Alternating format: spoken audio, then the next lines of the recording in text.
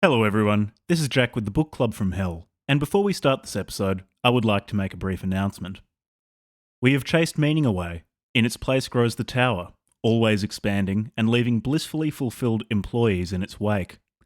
I am a doctor who specializes in souls. A potent advertising slogan leaves ripples in the world of the spirit. Love is remembered. Maybe S was responsible for everything, but who else do I have? Blending Franz Kafka, Mikhail Bulgakov, Jacques Ellul, and Stalker Shadow of Chernobyl, Tower is a search for meaning in a world no longer organized for humans.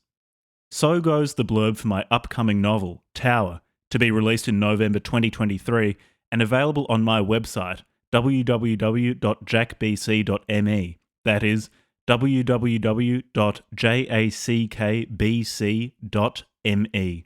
Thank you. Jack. Levi. The Book Club from Hell. Hello, everyone. This is Jack with the Book Club from Hell, a Spanish Civil War reenactment enthusiasts group kept small by our insistence on only using live ammunition.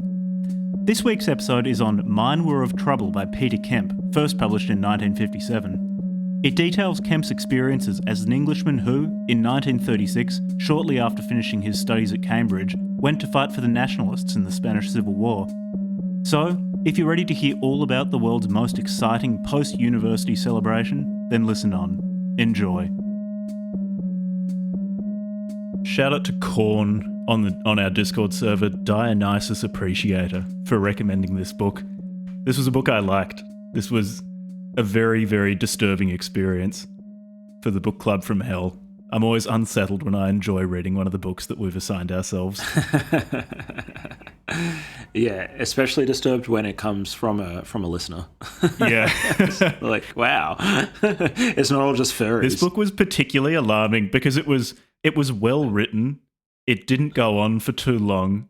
It was engaging. Yeah, very, very unsettling. This is the most disturbing type of book that we read. The book that's that's actually good. And it was requested in response to our episode on what was the guy who did the World War II book? Sorry, I'm just Ernst completely blanking Junger, right now. Storm of Steel. Yeah, Ernst Junger. Yeah, Storm of Steel. Yeah, so we covered Storm of Steel, and Korn wanted us to also cover Mine Were of Trouble. And Yeah, by Peter Kemp. it was a good suggestion. Yeah, by Peter Kemp. First published in 1957.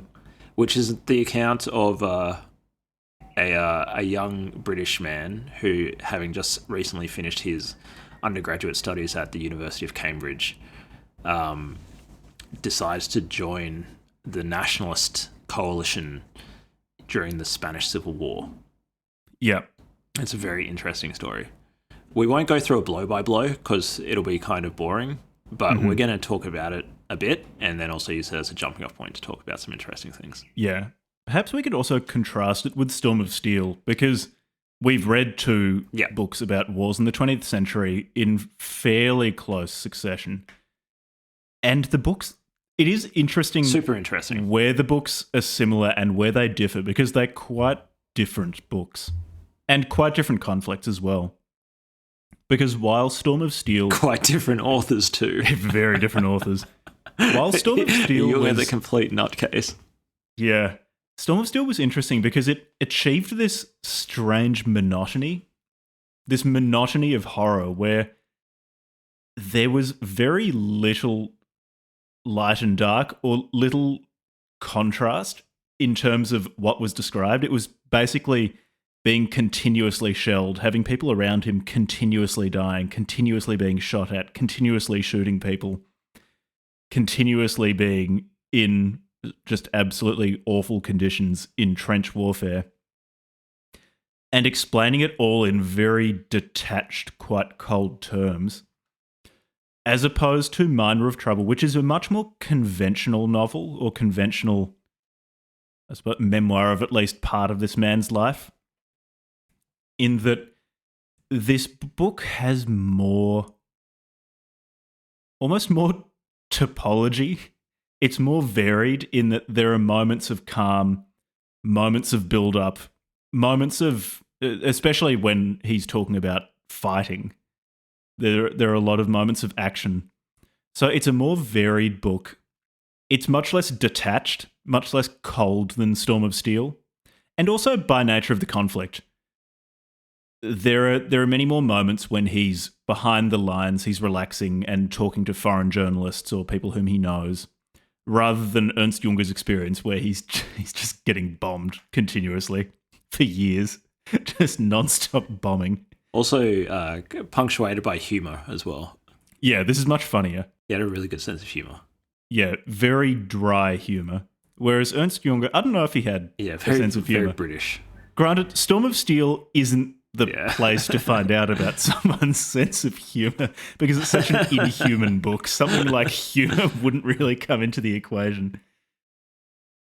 Yeah, it was interesting reading these books close together. It was also interesting reading this book in that the accounts of the Spanish Civil War that I have read, and it does seem most, at least English language literature pertaining to the Spanish Civil War, has been written by people who fought for the Republicans. So, for example, Homage to Catalonia is one of the more famous accounts in English, where Orwell was he fighting for the POUM or the FAI? Was he fighting for the Trotskyists or for the anarchists? I forget. For one of the groups that ended up being exterminated by the Stalinists. So it's interesting reading an account. Yeah, POUM.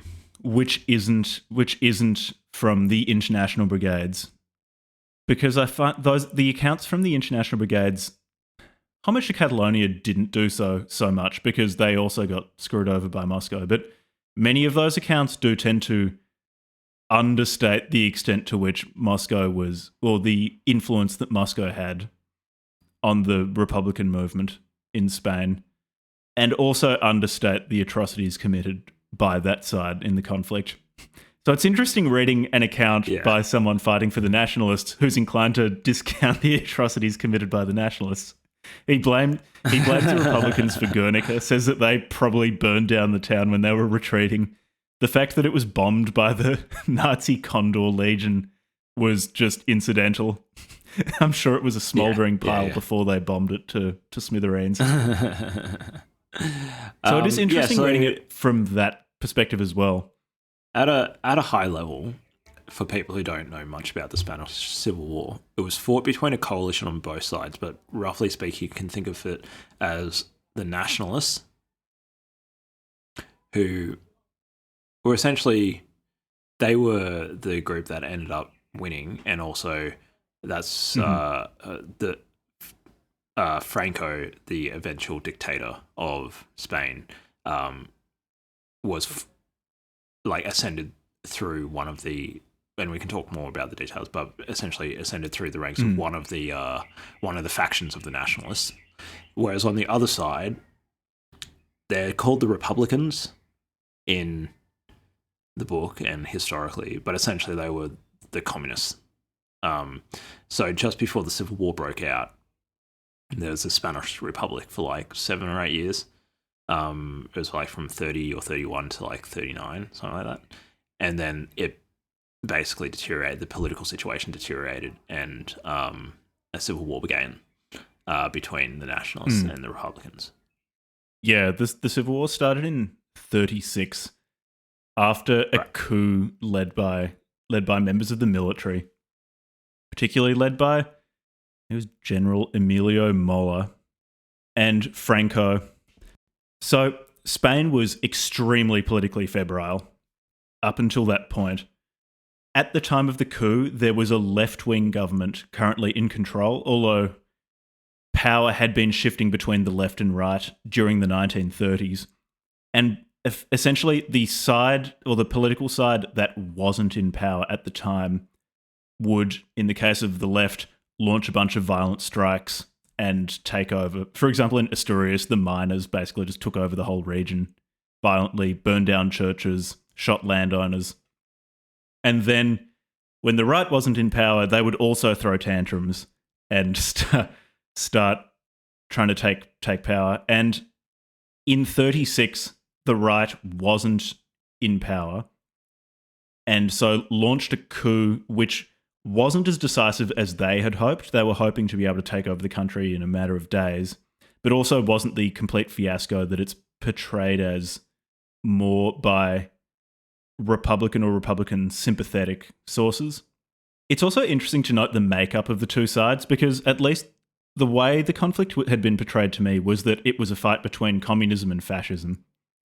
Whereas in reality, most of the nationalists, particularly at the start of the war, were conservatives or monarchists or Catholics. Yeah, traditionalists. And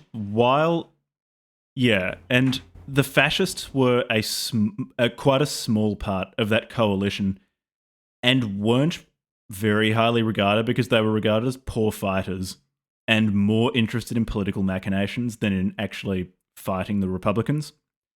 And in the end, those political machinations ended up being what helped get them power, in that they slowly became more and more influential within the nationalist movement. Also, as leaders of the nationalist movement, like Moeller, who died in a plane crash, who weren't fascists, started dying, the fascists became relatively more important. On the Republican side, it was a coalition of liberals. Particularly in the beginning, the liberals were not in the driver's seat, but more prominent than particularly they were at the end of the war. Communists, particularly those backed by the Communist International from the Soviet Union. You had Trotskyists, whom the Soviet Union liked a lot less, like the POUM, who got purged. You had anarchists, who also got purged by the Soviet-backed fighters. And then, interestingly, you had groups like Basque nationalists who were very Catholic, and anti-Catholicism was quite a prominent feature of the Republican movement. And in Republican-held areas, you tended to have churches being blown up, clergy shot.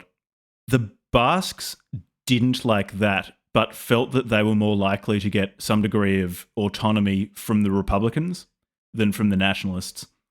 And so their status within this further complicates it.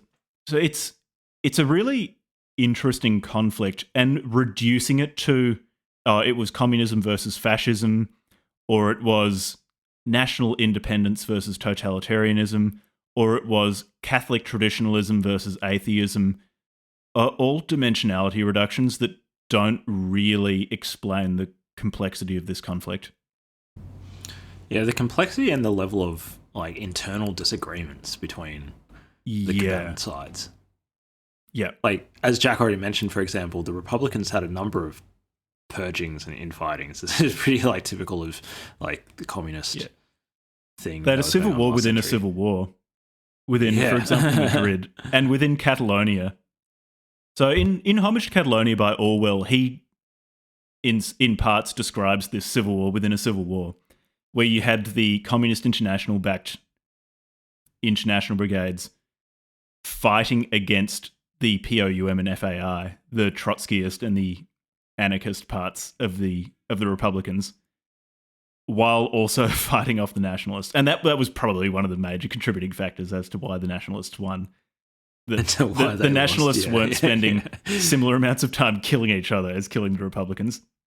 Even though within the nationalist movement, for example, the Carlists, who were these, it depends how you define traditionalists, but effectively the Carlists were this group formed in the 19th century who, I think they disagreed with the Alfonsists over which branch of the Bourbon royal family should be ruling Spain. So they were monarchists and very traditional.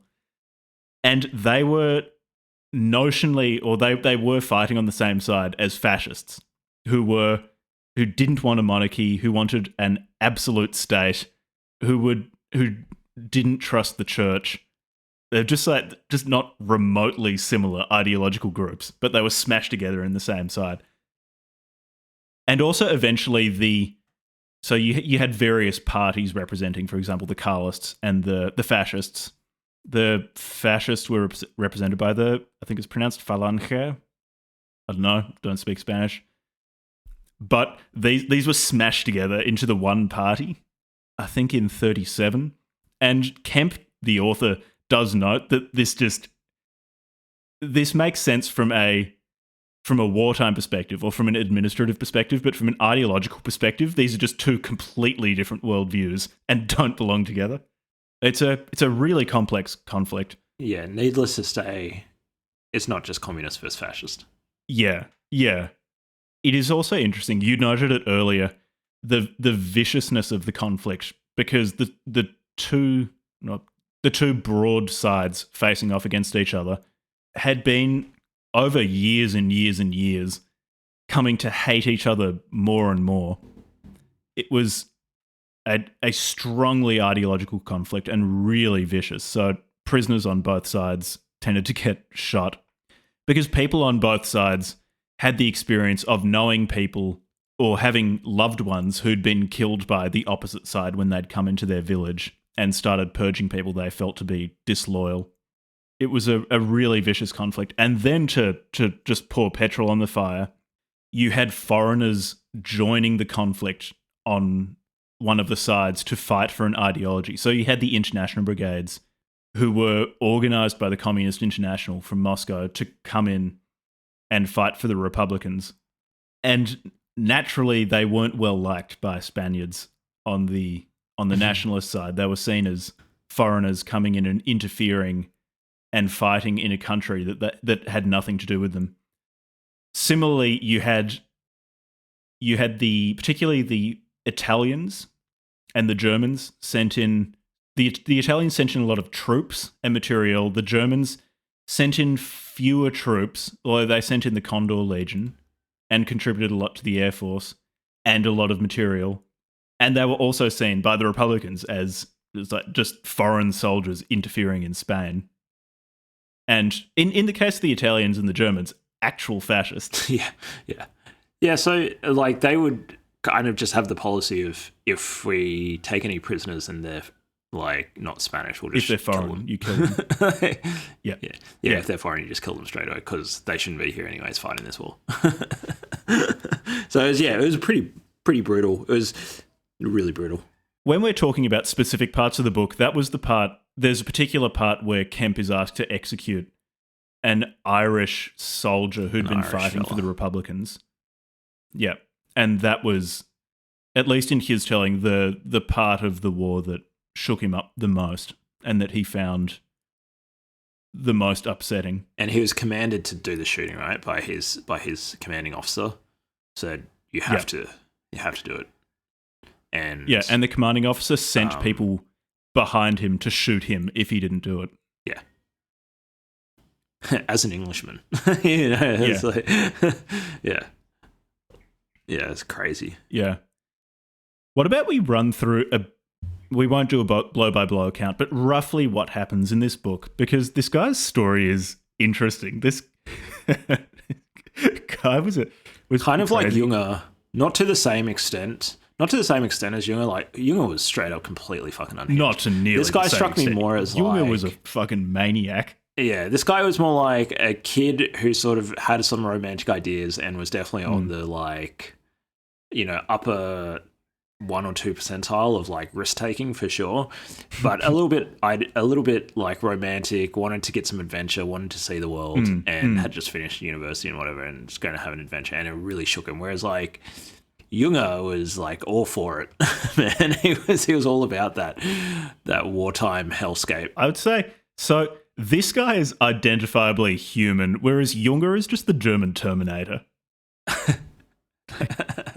And also, they both escape death a number of times. Junger was Rich Piana before Rich Piana. He just left humanity behind. They both escape death very, very closely a number of times. Junger's definitely a bit crazy. His stories, if you take him for his word, which I will. I will, yeah. He's like invincible. I would, the difference is in this book. This guy got shot a number of times. There are a few moments where you think, "Wow, this guy is brave. He's been through some life-threatening situations. He's come really close to death. That's wild." Whereas with Storm of Steel, you think this is just incomprehensible. I have no You idea. just like actively how Junger solicited survived. your own death. It was like, Yeah. kill me, please kill me. I'm trying to get killed. Blow me up, please. Shoot me, please. Do something to me. Yeah, And it's like, but okay, Junger I just had survived God World War mode on. I. Yeah. The book starts in the prologue. He gives an idea of how febrile Europe was in 1936, the year that the Spanish Civil War started. Although he notes that nobody yet believed that another world war was inevitable. And he goes through the various events around Europe, how Germany was being ruled by Hitler, but was seen as internally stable. France was weakened and ruled by the succession of ineffective governments and was seen as a bit of a powder keg and a bit of a basket case. Italy, also ruled by fascists, had been able to invade Ethiopia against the French and the British's wishes, and sanctions didn't deter the Italians. There was this feeling that liberal countries were really on the back foot, that the communist and the fascist countries were on the advance. And when you read, for example, political commentary or political philosophy from this time, there very much is that sense that these totalitarian ideologies represent the future, that liberalism simply can't compete with them. And in 36, it did seem that way, at least in Europe. Spain was seen as extremely unstable and probably going towards civil war. It was seen that as this place that could not continue the way it was going. And that was one of the reasons behind why the nationalists launched their military coup, that they felt that Spain was falling to pieces, was being governed terribly, and was being delivered to Moscow and would become communist under the current government. I'm sure there are also self-serving reasons at play. I'm sure General Mola also wanted to just rule over Spain. That is always part of it, but one of the formal reasons given as to why they attacked their own government was the things I outlined. It was one before. of those beautiful alignments of circumstance and personal motivation. Yeah. I suppose in that case. Like, yes, we're going to be handed over to Moscow, and I want to be the dictator. What do you know? Yeah, I want to make fat It wasn't stacks. like, they were like, we really think that the communists are like compromising the functioning democracy and we would like to remove them and then restore the democracy. It was like, no, democracy is off the table now, fellas. No, you have to delete democracy as well. Chapter 1 sets up Kemp's position. Yeah, he talks about Levi. I think you mentioned it before, how this guy he'd been training to be a barrister, and he'd been to Cambridge studying law. And he mentions it at Cambridge. He was too conservative for the Conservative Association there, and so formed his own. Just wanted to keep moving to the right. And the fight for tradition on behalf of the nationalists in Spain really spoke to him. And he does seem like the sort of person who likes to fight. Really inspired him. Is that kid who joined the Young Liberals? He's a young liberal, dropped out of the Young Liberals and went and joined and called them all just blue-pilled cuckolds and formed his own red-blooded right-wing student body. You're all a bunch of socialists. Would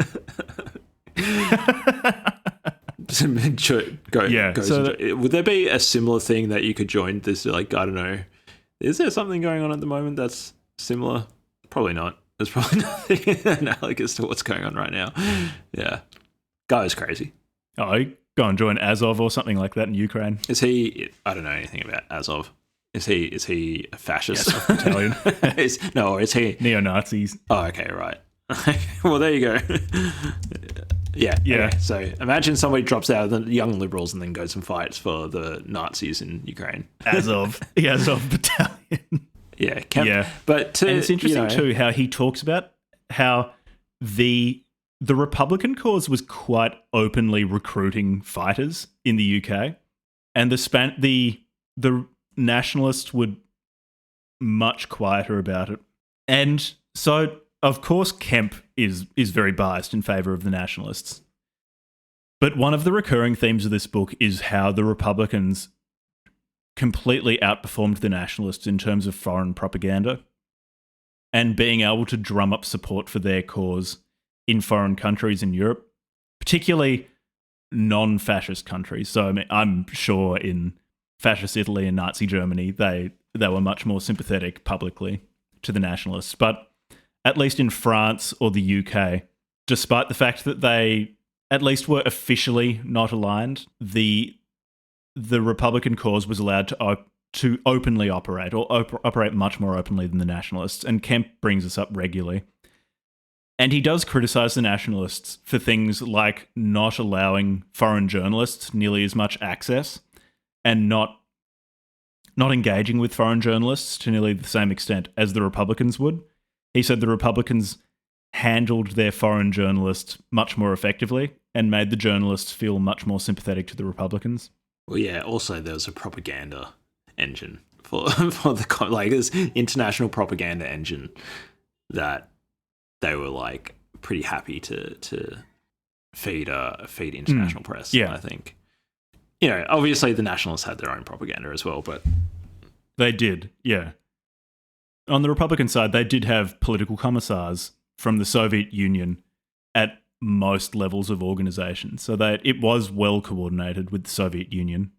So he talks about how he met with people to transport him into Spain on the pretense of being a journalist. That's how he'd be led across the border between France and Spain.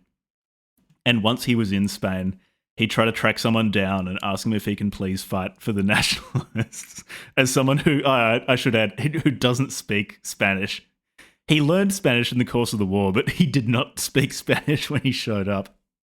I'm sure a very particular type of which Spanish. Was bold. Like he knows how to like ask for munitions and stuff like that. Shout orders at people. Yeah. There's quite a poignant scene too where he's at the pier where the boat that will take him to continental Europe will be setting off from. And his parents come out to say goodbye to him. And I think his father wasn't completely opposed to him fighting for Spain and gave him advice, offered to give him his rifle, which Kemp said no to because he said it'll be a bit hard to get past customs on the border and a bit hard to convince the authorities that he wasn't going to fight if he had a rifle with him. Yeah. I'm a foreign journalist with this rifle here. Just taking this old, I might need it. Self-defense or whatever. Yeah, it's a war zone. It was an AR-15 coloured purple with anime titties all over it. Anime babes on the stock. Nah, bro. Self-defense. Yeah, so that scene was really poignant because that was the last time he saw his father. So standing in the rain, looking stoic. His mother was very, very unhappy that he'd be going to fight. And he met, I think there was a girl he was seeing in England, in London, and her dad had fought in the First World War, and she seemed very excited that Kemp was going off to fight in the Spanish Civil War because he was telling everyone and saying, "Oh, it's going to be so cool. I'm going to go shoot some communists in Spain. It's going to be sick." He still had this romantic I'm going to go notion of shoot war. some fuckers. Yeah, very romantic. Yeah, and she Not was taking quite into account taken like with it. I'm going to get shot back at. No, you're the main character though. You just respawn. Yeah. Everybody else is an NPC in my game where I get to shoot everyone. Yeah, that's how I operate on a day-to-day basis. But her dad heard about it and called him a fool and said that war is terrible. And this is a way in which Mine River of Trouble is a much more conventional wartime story than Storm of Steel, in that most of these books, probably because this is a very, very common experience, tend to chart the course of the person telling the story initially having quite romantic notions of war, being excited about fighting, being excited about the adventure of it, becoming disillusioned as the story goes on, which is what happens here. Kemp doesn't... He's not a fascist, and he didn't trust the fascists and didn't like them. But at the end of the book, he was still quite positive about the nationalist cause, but certainly was a lot less romantic about fighting, about the mechanics of shooting at other human beings and getting shot at in return. Storm of Steel is highly unusual in that regard, in that Ernst Junger just doesn't seem to change in the course of the book. Like he's just the Terminator from day one. Yeah, so this is a much more typical wartime book in that regard. I think what does a number on people is that what does a number on people, and what probably for Kemp is the carnage of the machine guns. Yeah, it's like you can be romantic if you're thinking, I'm going to be a samurai and run into this field with my katana and my brothers at my side, and we're going to have... I think close quarters combat would still be fucking disemboweled. And, yeah, get disemboweled. But at least it's pretty anime. It's pretty cool. Whereas, like, if you're just like sitting in a turret and you're just mowing down bodies, you can't even you're not even close enough to like make out like the expression on their face when you blast it to pieces. It's just like a number of times, a lot of what Kemp is reflecting on is essentially doing his job properly. Like he's sitting in a gun turret, he's mowing people down, and he's just reflecting on it like, this is murder. Like this is not fair. These people are just running out into this field and we're just mowing them down. And it's like, yeah, well, that's what you fucking signed up for, right. Mate. What did you think was going to happen? I think it's the first time he's really shooting at people in this book, where he and other nationalists are along this high up ridge, and I think the Republicans launch an assault to try to take it, but it's really poorly coordinated. So they just have a bunch of riflemen like run out in the open without artillery support until they don't have tanks. No artillery support, and they no just tanks for cover. Get shot. And then once they realize they're just getting mowed down, they turn around, run back into the olive grove, and then they do that like 2 or 3 times. Like they do it a couple of times, and then send out tanks, and then the tanks come get along, blown up because they don't have infantry backing them up. Like I take this guy's word for it. I don't know anything about military. They tactics. just get shelled by the nationalist artillery. They just get blown up. Yeah, there were definitely some moments where he did not feel good about that, as makes sense. Again. This is why I think he's much more identifiably human than Ernst Junger. It turns out he didn't actually like shooting people. Yeah, the guy didn't actually like when it actually came to the reality of, oh, war means you go and shoot people. Like when he's talking to his girlfriend at the beginning, it's like, oh yeah, I'm going to be like a fighter or something, and doesn't actually think through, oh, like when I shoot somebody with a machine gun and it blows their arm off, but it doesn't actually kill them, and then I'm just going to watch them lay there maimed whilst I then go and have to shoot their other friends. While that's not a particularly positive experience. Father Vicente or something, that fucking insane priest. Because the nationalist unit, so the nationalists were strongly Catholic. And especially the Carlists, which we like, tended to have priests with each unit. And there was this one guy, I think he was called Father Vicente. Vicente. I quote. Yeah, Vicente. Father Vicente loves the blood. Kill some commies. Father Vicente, in great spirits, dominated the gathering. He was the most fearless and the most bloodthirsty man I ever met in Spain. He would, I think, have made a better soldier than priest. Hola, Don Pedro, he shouted at me. So you've come to kill some Reds. Congratulations. Be sure you kill plenty. The purple tassel of his beret swung in the candlelight. Santo Domingo frowned. Father Vicente, you always talk of killing. Such sentiments do not come well from a priest. The Reds may well be our enemies, but remember they are Spaniards, and Spain will have need of men after the war. Of good men, yes, but not of evil. Not evil. Of good men, repeated Santo Domingo, and of evil men converted.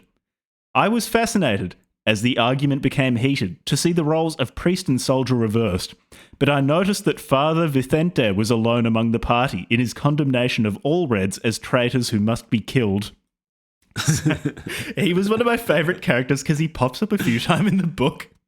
And so, being a priest, he doesn't carry a gun and doesn't shoot at Republicans, but instead, whenever Kemp is trying to for a while in the book, Kemp is commanding a machine gun, I don't know, a platoon, or I'm not sure what the specific military term for this group of people is, but a group of people who use machine guns.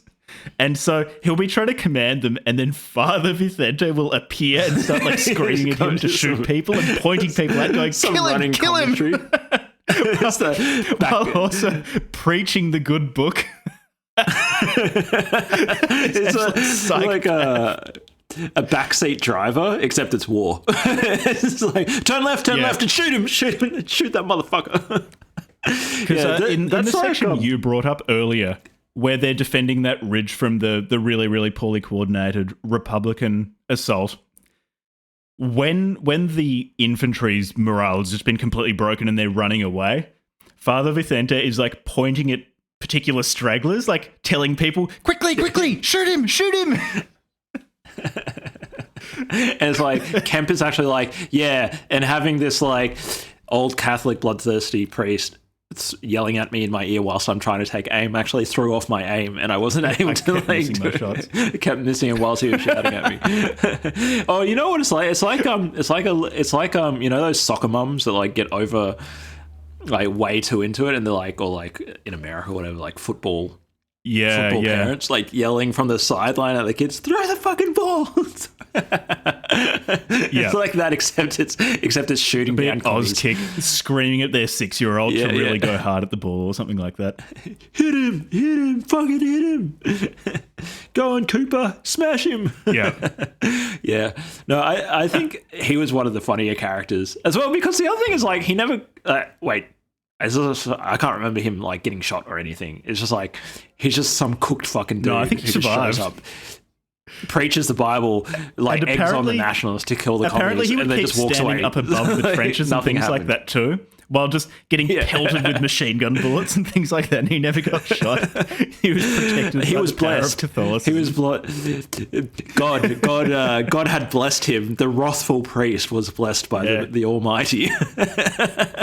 He was definitely a paladin build who put all of his stats into buffing the party and defense. He was a crazy HP pool, really high armor. Yeah, he was literally paladin. A Spanish nationalist paladin who ran around just egging people on with his ring of valor. He was and just never got shot. Yeah, the show was quite incredible. I would like to hear his account of the Spanish Civil War. Oh, holy shit. See, at least Kemp will acknowledge that the nationalists did things that made him really uncomfortable, particularly when he saw people executing prisoners and things like that. He was really unsettled by that. And there's a really interesting part of the book that I'd like to talk about where he confronts one of his superior officers about all of the times that he's seen them killing unarmed prisoners. But Father Vicente, I'm sure, would have no such qualms. Vicente. It's like, looks like a commie. Shoot him. Yep. So much of this book this is probably endemic to all wartime novels or wartime recollections. A lot of it is quite monotonous in that, not egregiously so, because this is a very short book. It doesn't overstay its welcome, which is something I really like.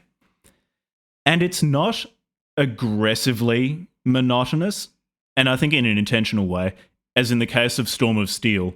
But the structure of this book is basically Kemp will say, so he gets accepted into the Carlist militias. I think they're called Requete, something like that. Don't really know how to pronounce Spanish words. He first fights for them and gets posted in different parts of Spain.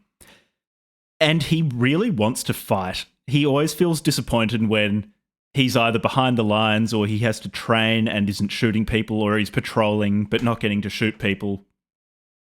Or when he is closer to the Republican lines, he's not serving in a capacity of, for example, attacking those lines.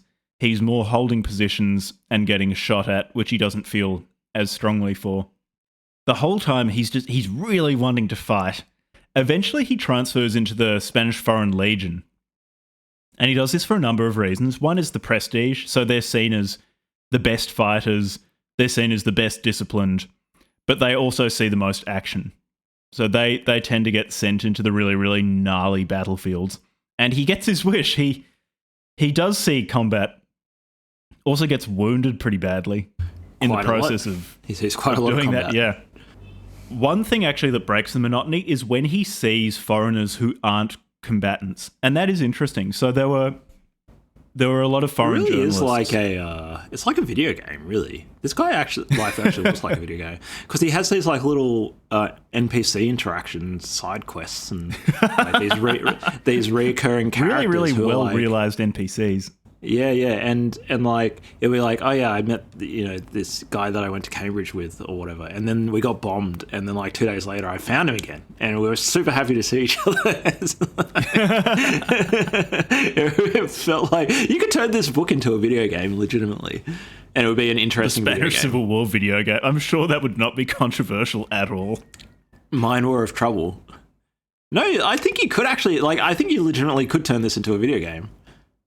And it would be really interesting. Like, I mean, I'm sure you'd have to take out the rights with his estate, but it's a good story, and it's got enough action in it to like. Anyway, sorry. Can I say one thing about his writing? He did a really good job of his kind of. I mean, obviously they're real people, but his character building of. He brings them to he life. interacted with, like, you got a real sense of like their personalities and and how insane some of them were, and he brings them to life with few words. Yeah, it's very impressive. He's fantastic. He's a really fantastic writer. Yeah, he writes very nicely and very economically. He doesn't overstay his welcome at all, which I like. Jack will keep on saying. Yep. How much he likes. I will keep on saying it. Don't write long books. I say this, and one of my big problems with writing is that I overstay my welcome. So I also say this from a position of being responsible for doing it, which might be part of the reason why I'm so sensitive when it comes to writers writing too much. It's like whoever said it apocryphally, it was either somebody or this other fucking person who's always quoted as saying something, is like, I'm sorry, this letter is so long, I didn't have time to write you a short Mark one. Twain. Yeah, Mark Twain, apparently. Yeah, I didn't have time to write a short one. Yeah, which I think perfectly sums up, like, I've started writing again recently, like short little articles, and definitely it's so much easier to just write longer,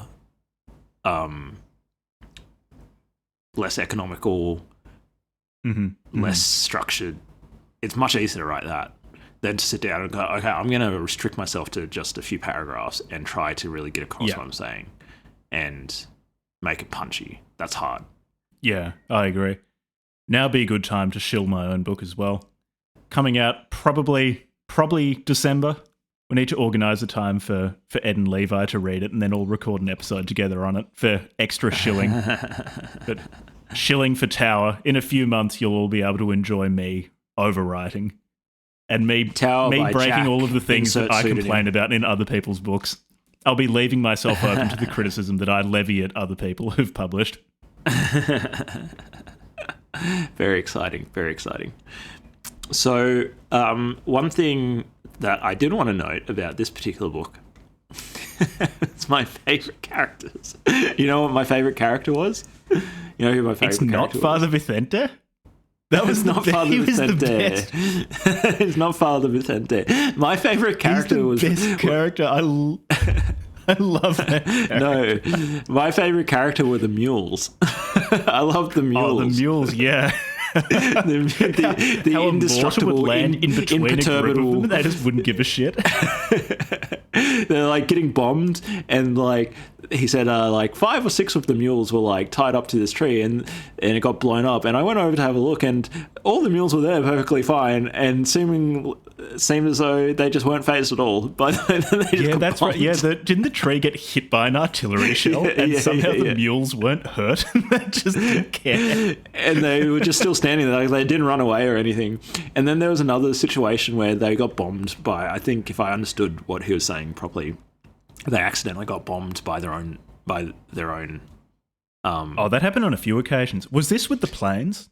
the planes accidentally bombed. Yeah, that was launching terrifying. Can you give a bit assault. of context as to what happened there? Because that sounded really terrifying. So it was later in the book. It was like chapter 7 or 8, and it was like they were launching a major assault against how do you pronounce that word? Telur or something. Was that Teruel? Yeah, Teruel. I'm pretty sure that was the assault. And something happened, like they got confused. There was some miscommunication, and basically there was a Spanish bomber that was being flanked by Spanish fighters for defense, like a formation to protect the bombers. Anyways, they got bombed. So basically, there's this big front of like multiple sections launching an assault on whatever the city was. And where Kemp was, it was like 500 people, and they got strafed and bombed by some nationalists. Came through, bombed the shit out of them. Later, Kemp found out that it killed like 150 people, but the bombers turned around and came back for a second time and bombed them again. Yeah, bombed them twice. And he describes seeing them coming back and just feeling sick and knowing what's about to happen, and that there's just nothing he could do. All he could do is lie on the ground and hope he didn't get hit by a bomb from his own side. He'd helped get after the first bombing, get the troops back together, okay, the medics are running around trying to help people and stuff, and people are trying, okay, what are we going to do? And then they see them turn around and start coming back, and everybody just complete chaos erupts, and everybody just starts running everywhere. Yeah, and he's shouting, fair enough. And he's just trying to shout at them just don't run everywhere, just get down, get for cover, and get behind the mules or whatever, because the mules are indestructible. But at that point, you've lost control. Nobody's in control of that situation. Everybody's just running for fucking for their life, and they know they're about to get bombed.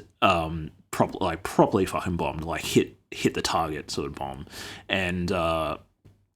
Anyways, at the end of this, they have, say, 5 mules, and a couple of them have been killed, and one of them's gotten away, and they go looking for this mule that ran away during the bombing. They find it hanging out, they bring it back, and it's got, a bit of shrapnel at its shoulder or whatever, so they take it out, and then it's just and then the mule's just okay, it's just chilling. It's okay, I just got hit by bombed and got a bit of shrapnel in my shoulder. It was perfectly fine, and they loaded it up and it was for the next couple of days just walked around yeah, it's fine.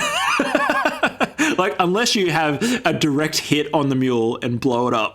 I did too when the mules were first introduced. When the mules were first introduced, Kemp notes that he and his fellow soldiers were a bit shitty because they were expecting vehicles. Motorized vehicles. And they weren't happy at having to deal with mules because they're animals, not cars. So they have minds of their own, and they were annoyed about that, but very quickly learned that the mules are really OP and just can't be killed. and then they came to really like the mules. And also the mules can get because they've got legs, right, instead of wheels. They can get over terrain easier than if they had motorbikes, presumably motorbikes or something, or small cars or whatever. So actually, the mules turned out to be really helpful, and they're really docile, and they'll just for the most part, after they've been broken in, will just come along with you. You can shell them, and it's all good. Yeah, and you can shell them, and they'll be okay. Yeah, and so unless you get a direct hit. The mules are going to survive.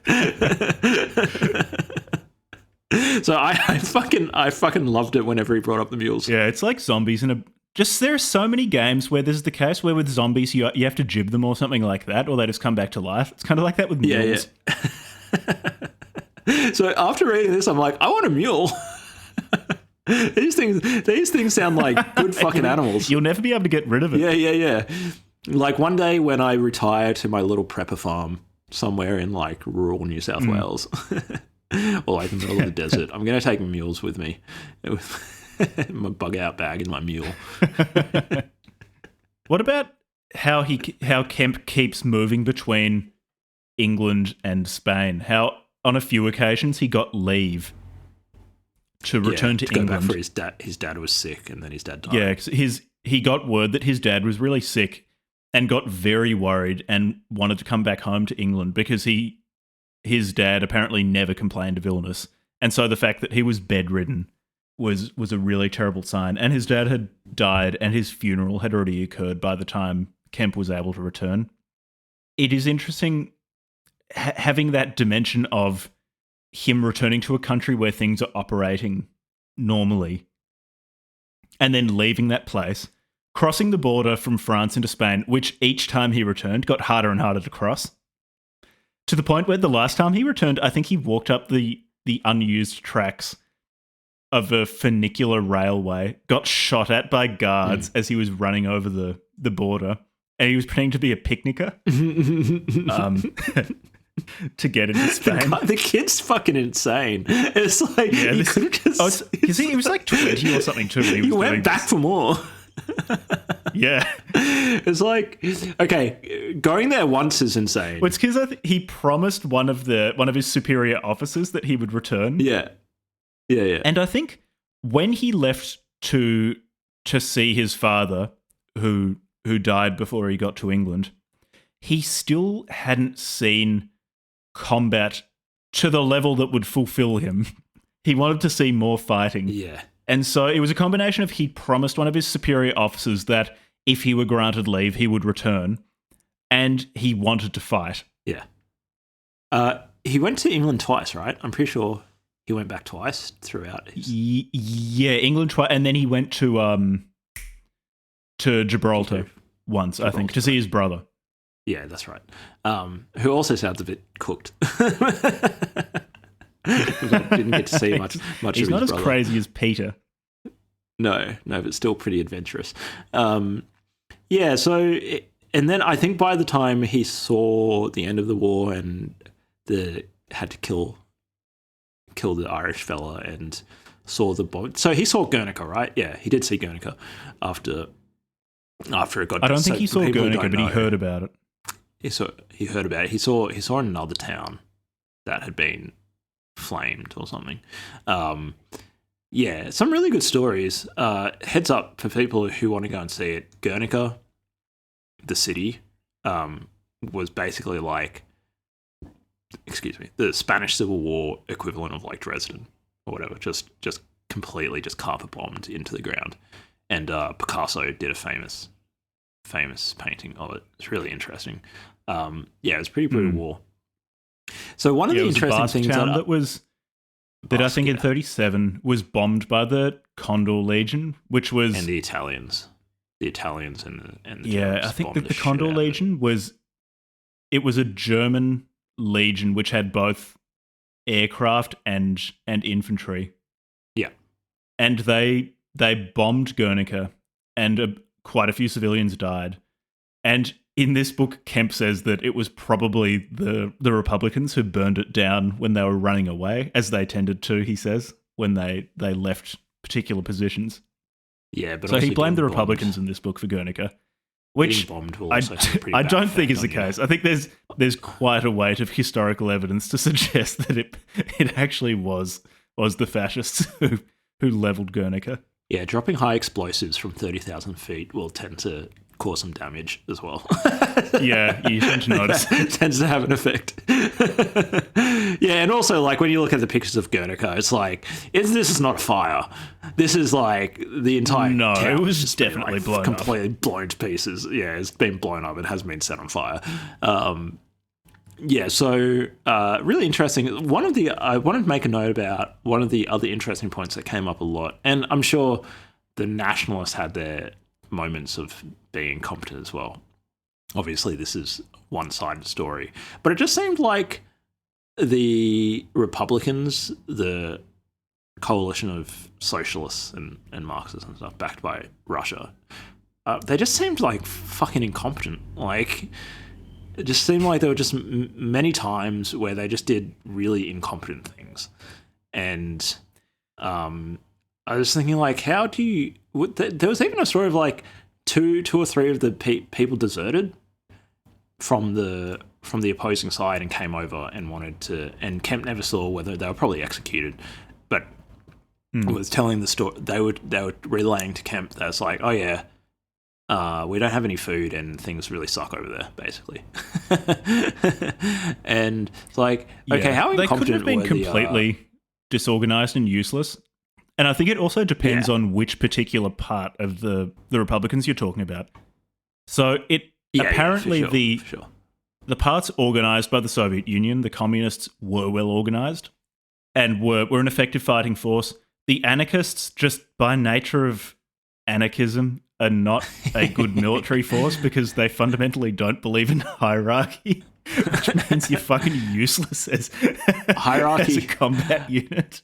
Hierarchy is really useful in war. If you want a cohesive military. Yeah, so they tended to get steamrolled. Could you imagine going to the ADFA or something, like the Australian Defence Force Academy, or like go into military officer training and be like, all right, well, you know what's really hot in Silicon Valley right now? This flat hierarchy. Let's have a flat hierarchy. Self-organizing subunit. What's it? There's these different organizational structures that were tried out over the last 10 or 20 years by the tech sector, and let's just say it doesn't seem as though any of them have really taken off as particularly useful. All of the tech companies seem to have just come back to just a hierarchical structure. They're like, nah, hierarchies are pretty good for organizing people. Except Valve. Valve's doing well under Lord Gaben. It's still not delivering Half-Life 3 or Left 4 Dead 3. They're still smashing it with their flat hierarchy. There's only two levels. There's Gavin and everyone else.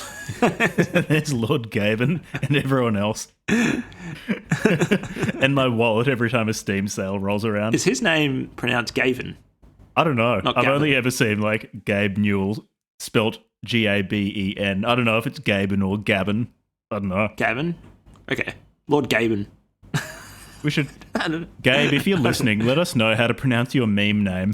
We really need to know. Lord Gaben. Gaben? Yeah. Look at those pictures of him like he's God or something. Yeah. Gaben. He ended the Spanish Civil War by just raining down Steam discounts, and everyone was too busy playing games on their PCs to go out and fight. He finished it overnight. He called the 1939 Steam sale to end all Steam sales. That's so funny. If we ever make it one day, okay, so shout out to everybody who listens to this podcast. Jack and I were talking about our dreams and aspirations. One of my dreams and aspirations, if this thing takes off, world would be domination. World domination. Strongly inspired by the Stick of Truth, which I fucking loved. I think there's two Stick of Truths. I only played the first one, if there is more than one. I fucking love that game. And okay, so one of my aspirations would be to be if we ever get this thing off the ground and have an audience and stuff, would be to make a video game, or at least try making a video game. I don't know, maybe it's really hard to make video games, I think. But make a Doom wad. Yeah, or just something, I don't know, something fun and interesting, based on the things that we've read. And I think just a Peter Kemp, just get banned immediately. First person shooter would be really good. It could be a stealth game where you're Valerie Solanas and you've got a box cutter and you have to creep around in the shadows and rip the throats out of men. Whenever they so you'll have a group of men and you just have to wait until one of them gets split up from the group, and you can use different techniques like catcall one of the men so that he runs away into a dark alleyway. That's looking for some great fresh idea. puss, and then you just decapitate him while his friends aren't looking. I loved Manhunt. Could be Manhunt, except by Valerie Solanas. Splinter Cell. I loved Splinter Cell. Did you ever play Tom Clancy's Splinter Cell? Valerie Solanas wearing the Sam Fisher green goggles. Yes, so fucking good. Oh my god, that would be so fucking fun. That'd be hilarious. Except all Valerie Solanas Splinter Cell, and you've got a cadre of groovy bitches that are your intelligence cell backup, and they're telling you how to take out whichever fucking male leader of the world. So maybe the premise of the game would be you're Valerie Solanas, and you've got box cutters and shit, and you've got to go around and take out all the national leaders of the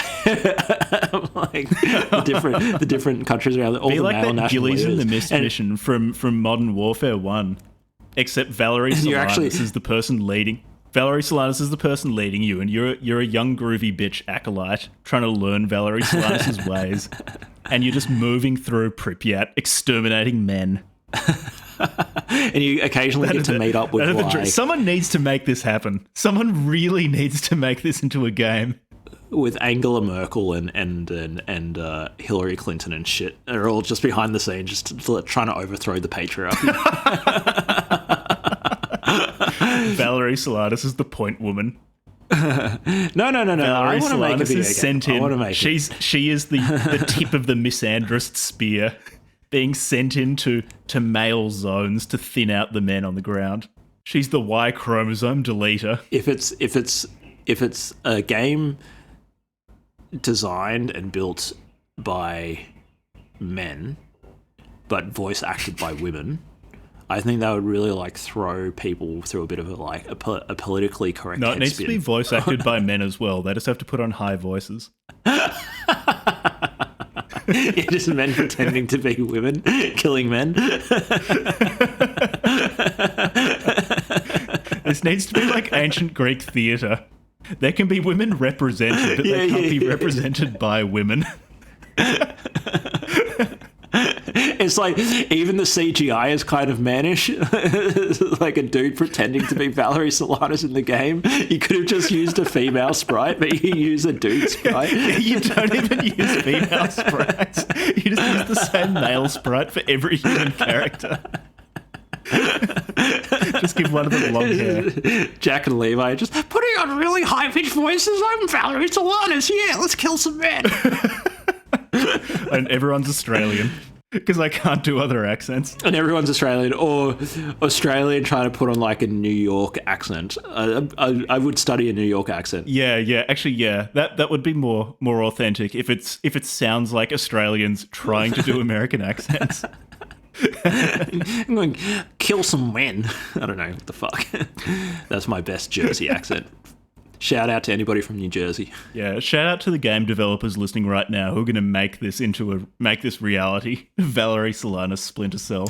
We've got lots of good games. You guys can have that for free. We've got lots of good game ideas. We've got lots of good ideas all day. Yeah, talking about game ideas. So you can steal them. That's fine. Go make bring it to life, and then let us know. Anyways, we should get back to Peter Kemp. Kemp. Have this one. We're famous enough within the game development community. We can share some of this fame. Okay, so what were we talking about before we started talking about Valerie Solanas Splinter Cell? What about shooting prisoners? We can talk about shooting prisoners. Valerie Solanas would definitely shoot her prisoners. 100% shoot prisoners. I don't think she'd bat a fucking eyelid. Oh, no way. Not the men. I've got two quotes here about Kemp's experience with shooting prisoners. Well, he wasn't shooting them himself, not that he admitted to. He at this point was part of the Spanish Foreign Legion, and they were advancing on Republican territory and having a lot of success. They were driving the Republicans back. Because by this point, the Nationalists had gotten their tactics down well, so they were coordinating artillery, air force, armor, and infantry quite effectively. So they would bomb a position with artillery, roll up tanks, or they'd bomb it with artillery and the air force. They'd roll up a line of tanks and have infantry advancing behind the tanks. And so they got that coordination down, and it was very, very effective. And the Republicans had a very hard time countering that. So they'd overrun Republican positions and had found there were a bunch of Republicans still alive. So I quote, "At that moment, Colonel Peñarredonda approached with Demora and two legionaries, escorting a prisoner, a lieutenant of Carabineros, who had surrendered after the last engagement. He was a stocky little man with dark curly hair, whom fear and exhaustion had made into a pathetic figure. The Carabineros, like the Guardia de Asalto, were especially detested by the Nationalists. Few of their officers who were taken prisoner survived. Addressing Cancela, Demora said, 'The colonel wants some men to shoot this prisoner.' There was a wild scramble around me as a dozen legionaries leaped to their feet, clamouring for the job with an eagerness surprising in men who a moment earlier had seemed exhausted. Even Peñarredonda was startled. "Quiet, my children, quiet," he urged in a pained voice.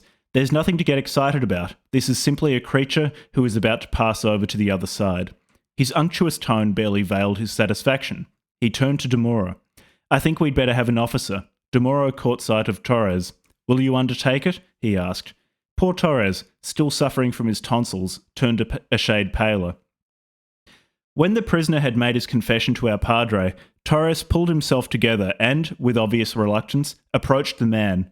They spoke together for a moment, then they walked slowly towards the edge of the escarpment, the escort following.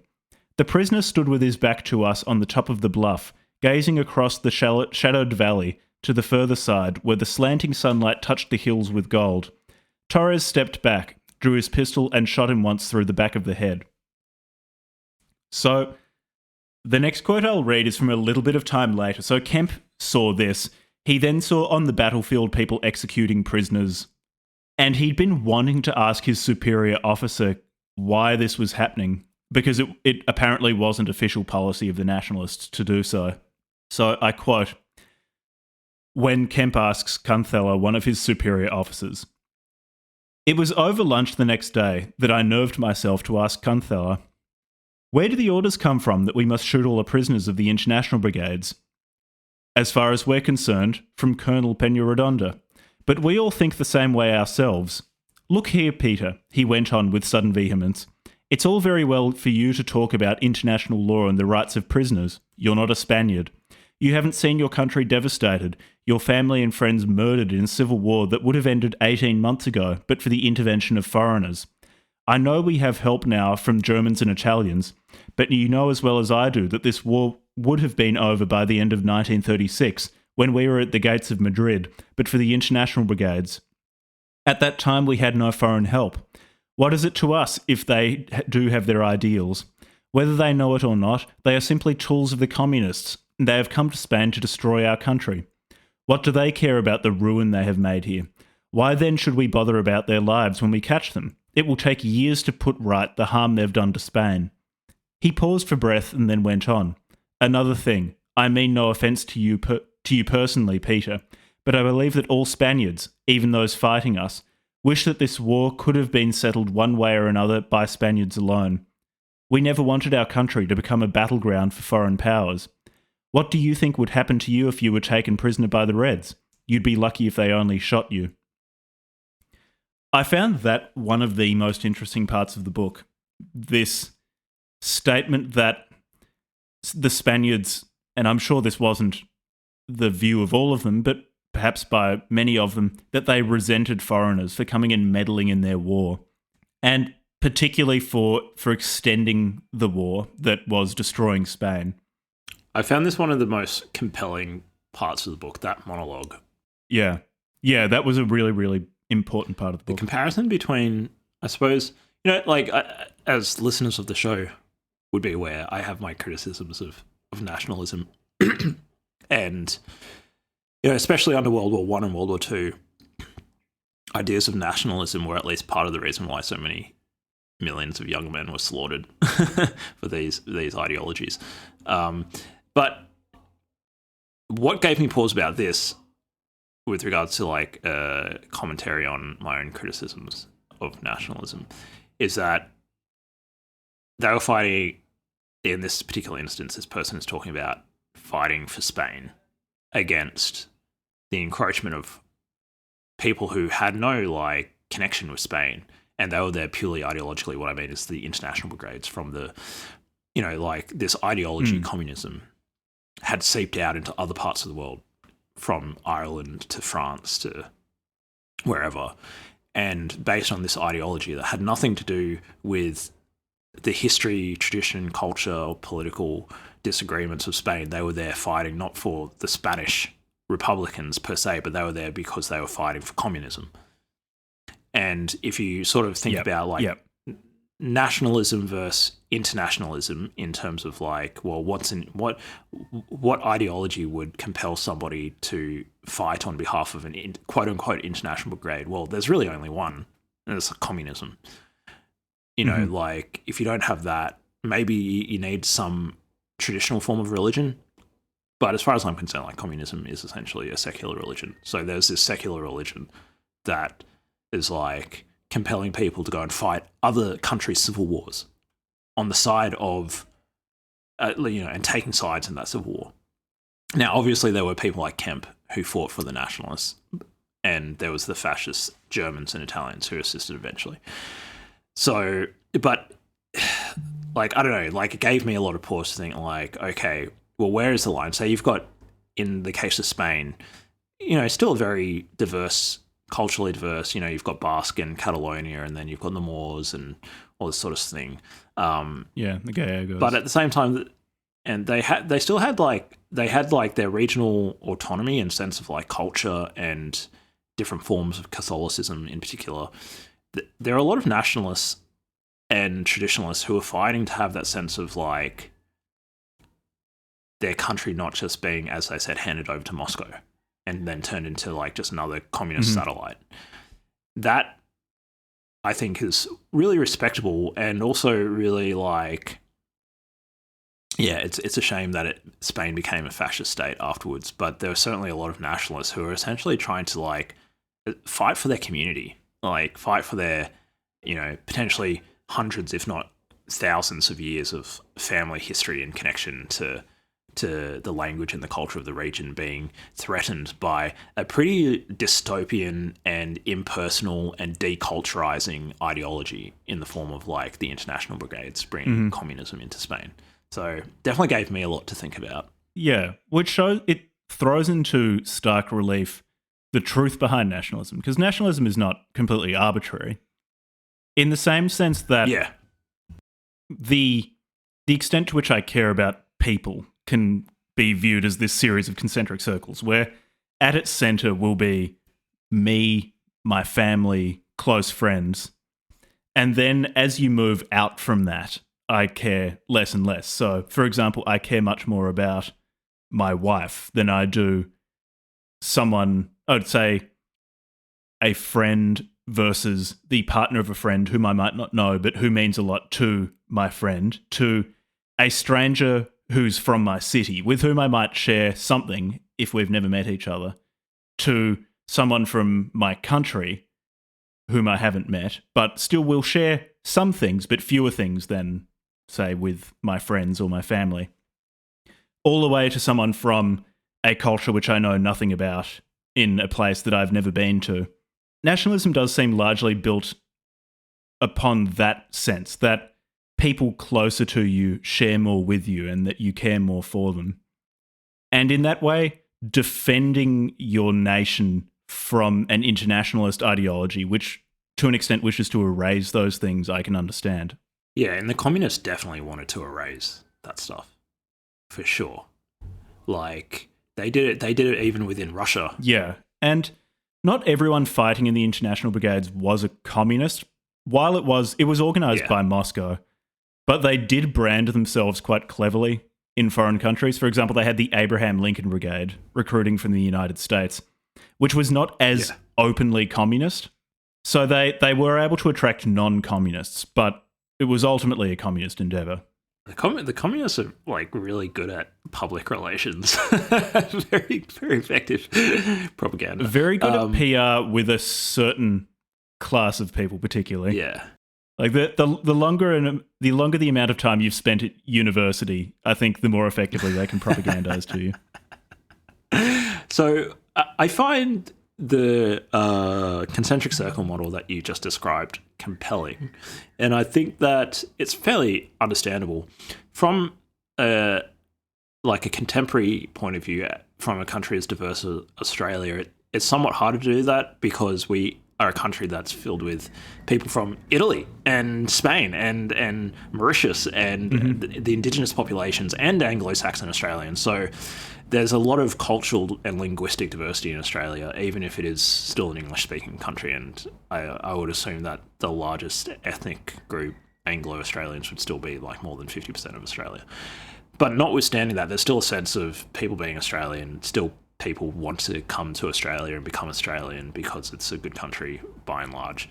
And whereas that's quite a bit different to like the sense of, I think, national identity that still a lot of Europeans have today. Like, say, like being French is very distinct to being Czech. Like, there's kind of like, I want to say this. It almost comes to me as an Australian, as an Indigenous Australian as well. Like, when I meet people from Europe, there's like a Czech personality, or like a Czech personality versus a French personality. And yeah, of course, there's going to be variation within that, but it is striking how you can say, like, yeah, that person's very French or whatever. And I wonder how much more that was the case at the beginning of last century, where there's a very strong sense of like what it is to be Spanish or Catalan versus, say, like Russian. Back to the thing about Australia, though, actually, there is a certain, I see it as Australian blindness to Australian culture, or the specificity of Australian culture, in that the fact that you can have a diversity of races and cultures which are considered Australian that's not culture neutral. That is a distinct culture. Yeah, it's really interesting, isn't it? And of course, like, I mean, like, even if you wanted to immigrate to Australia and you came from like an Arabic culture or like an African culture or something, like, there would be a lot to adjust to. There would be heaps to adjust to. My friends and stuff who from immigrant backgrounds, like, describe all the time. There's a lot to do with Australia. Yeah, it's really interesting. But why am I talking about this? Oh yeah, because back in the 30s, in Europe, well, I guess like a lot of the nationalist ideas were trying to draw these lines, cohesive lines around fairly large populations. Maybe they're not as large as they are today, but still millions of people, like German peoples and the Spanish peoples and the Slavic peoples and the French, right? Would it have been more like, it would have been easier to do it back then? Whereas like Europe today is like, you have the European Union, you have like the sense, at least in the West, of like pan-European community. I don't know. Like, I haven't lived in Europe. Like, you're the one who's lived in Europe, so you can speak a lot. I have just questions about it. I'd say at least. So my experience is much more in Central and Eastern Europe. I'm not really sure what it's like in Western Europe. Yeah. I'd say among younger people, there's an increasing sense of pan-European identity. And that is an exclusive identity. It's particularly as set in opposition to American culture, which, while it's still very, very popular, I get the sense that a greater number of people now regard it as a foreign culture to Europe. Yeah. I definitely get that when I speak to Europeans. Yeah, well, you talk to my wife. Yeah. Use the Americanization of Europe as a degradation. It's really not happy with it. Yeah. I think that the concept of a nation state always seeks to present identity as simpler than it truly is, because to a large extent, the legitimacy of a nation state depends upon a simplified sense of national identity. Yeah. Whereas ultimately a nation state, it's an administrative apparatus that uses particular myths to legitimize itself, to legitimize its administration. Well, can't you have a nation without a state? I think you can have a group of people who have a shared history, a shared language, and most importantly, feel themselves to be in some way connected to each other. In that sense, you can have a nation without a state. There's a coalition of peoples who say there's it's like the Union of Unrecognized Nations or something, and that includes like the Kurds. And I believe at some point, like, Australian Aboriginal people submitted to that coalition, like the unrecognized coalition of nations outside of the UN. So the Kurds, maybe even the Palestinians at some point might have been a part of that. I mean, go and look it up. And so, like, there's these people who say that, like, well, we're a nation, but we don't have the administrative apparatus or, like, territorial claim to say that we've got, like, a nation state. Yeah. I mean, it's very murky. I don't know where the line is here. Because even with Spain in the 1930s, which I guess just because part of it is we're far enough away from it in time that we're able to assemble a simplified narrative as to what happened and what was happening. It might make it look like that prospect of fighting for a nation was simpler than it might be now, but even then it wasn't so simple. So fighting for Spain, Yeah. are you fighting for Castilian Spain or for Andalusia? Or are you fighting for Catalonia where there's a different language? Basque. Or the Basque region where it's a completely different language? At least Catalan and Castilian Spanish are related languages. Basque is just like from another planet. Galicia as well has separate languages, a separate culture. It's even the administrative entity of Spain, the state, is not. It's so far from this homogenous entity. The same goes for all of Europe. It's much more complex than the administrative overlay placed upon it would suggest. Well, I know from really. playing hours and hours of Europa Universalis that Europe, including the Spanish, have a very long and storied history of changing administrative regimes and interplay with the church and all this sort of stuff. So yes, I'm quite aware. Yes, I learned from Crusader Kings too. Most of Europe was built on incest, at least according to Crusader Kings 2. Incest and civil war and political intrigue. Yeah, no, it's really interesting. So anyways, back to the original point. And Crusader Kings 2 is remarkably historically accurate, I'm sure. Anyway, back to this book. So what I found, okay, so you're talking about, so I wanted to just take back to this idea of like transnational ideologies that compel people to, in particular, compel people to war. And it seems like one of them is communism, which seems to have a lot of parallels. I call it a secular religion in my head. I think like there's certain types of ideologies that are secular religions. And communism is one of those. Another one that seems to be able to compel people is just like traditional forms of religion. Like, I don't know what you'd call them if they're non-secular religions. Like that sounds like, so maybe I call them like just traditional religions, which would be like Christianity. Like Christianity compelled people to like, go on the Crusades, which, potentially, depending on which crusade you're looking at, like had combatants from different empires, or even people who like were more aligned to their religious beliefs. They were Knights of the Templar. They were not so concerned about like fighting on behalf of like a particular British, like English king or whatever. They were more concerned about fighting for the church.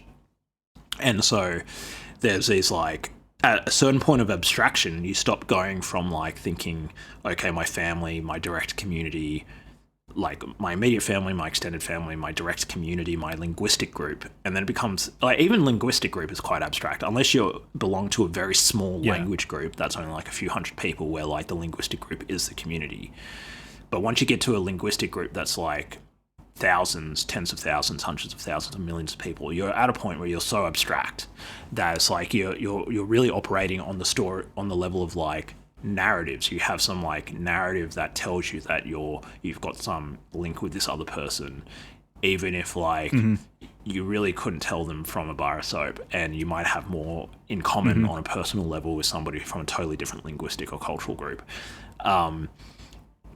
But then there's some narratives which align with what we think of as nationalism, and there's some like narrative structures, or whatever you call them, like memeplexes, that like cut across that, and they seem to like be able to override the linguistic, cultural, nation ideas. Yeah.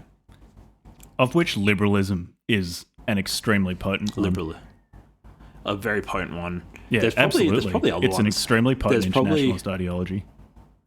There's probably ones as well around just like transhumanism. I imagine would, like, I haven't never really read a transhumanist political thing other than like that fascist. What was that fascist one that we read recently? The fascist transhumanist Nazi one. The Eonic Futurist Manifesto. Yeah, Eonic Futurism. Xenofeminism was quite transhumanist. Yeah. Insofar as technologically modified humans could transcend gender. Yeah. So it's interesting to see. I felt sympathetic to like the idea that, okay, like, we're Spanish, we don't want these fucking like these internationalists coming in and like meddling with our country. Like, I found that very I don't know, sympathetic. I can understand why people felt that way. Yeah. And I can understand why people in a modern oftentimes context, internationalist ideologies are used as cover for one nation dominating another. Oftentimes, I think the spread of liberalism internationally is almost invariably a way for the US to fund its multi-decade, multi-trillion-dollar project of assembling a society where wealth transfers occur from young people to old people.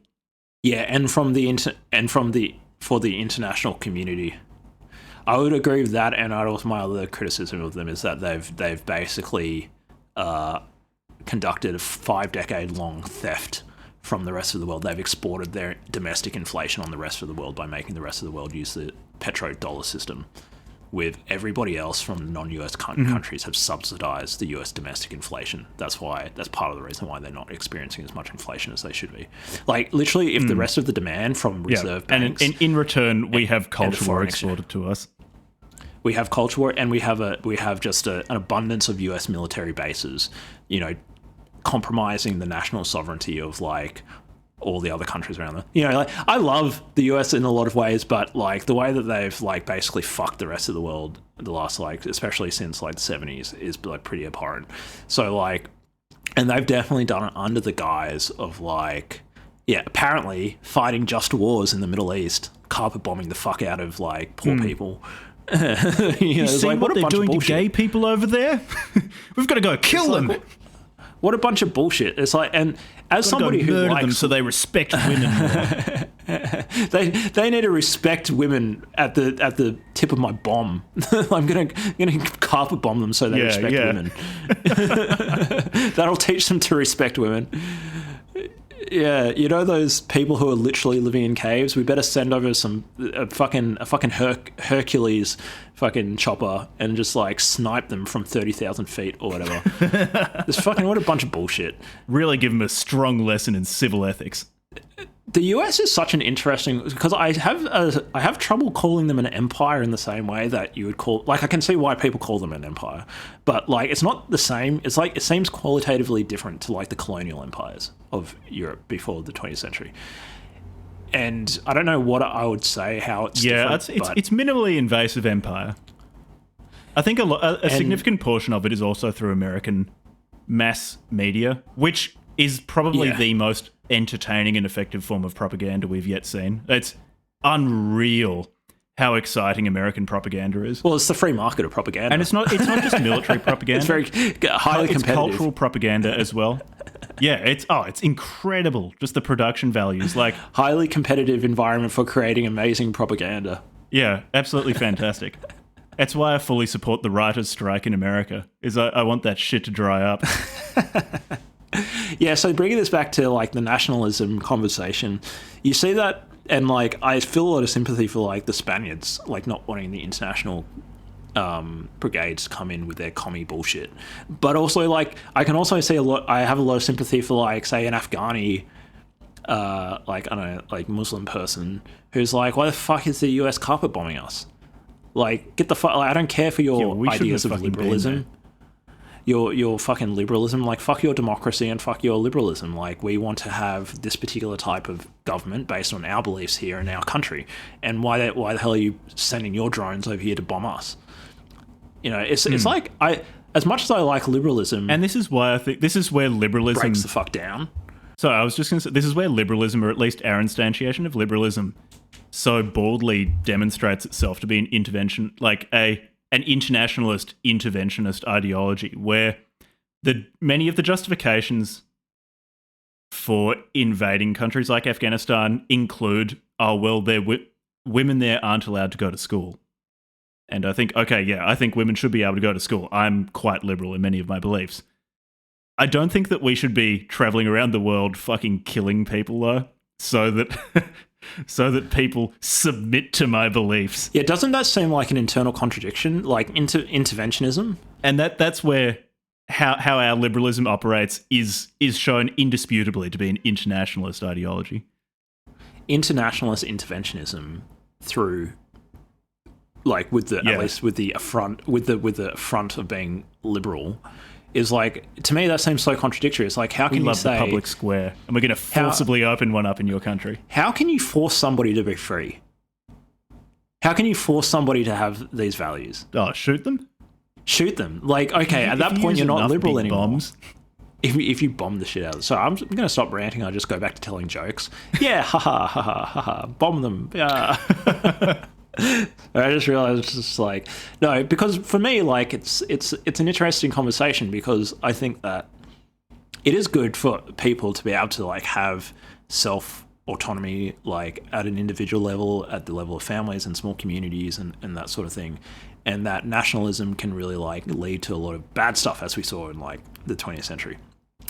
But at the same time, if your form of liberalism, US expansionism, essentially, like, your form of liberalism is just being used to justify going to other people's countries to force them to have your values, is, like, doesn't seem particularly consistent, if you ask me. Yeah, it's called buying advertising space in the marketplace of ideas. When you forcibly remove the competing ideas. Highly effective. One way to get your message out there. It's pretty effective. Very, very potent strategy. If there aren't brains that are running the software that because you've blown their brains out of their skull with, like, some carpet bombs, yeah, that's a pretty effective way to get rid of competing ideas. Just, what if we, instead of getting rid of the ideas, what if we just get rid of the physical bodies that are instantiating those ideas? We just incinerate exactly them. So if you hold the number of people holding your ideas steady, but reduce the number of people holding other ideas, then proportionally your ideas cover more of humanity. Yeah, I mean, it's technically, I think the maths would work out in your favor if you just keep up that strategy. I guess it just depends. You can't disagree with my maths. I guess it's just a matter of financing your war. So I guess that's where the US, like, figured it out. They figured out that, like, if they just make everybody else use their fucking debased currency as a reserve currency, then they can simultaneously steal from the rest of the world to fund the wars that they're conducting in the rest of the world. I probably should preface this, given that so many of our listeners are Americans. I do like American people. There are a lot of Americans. I just don't like your international policy.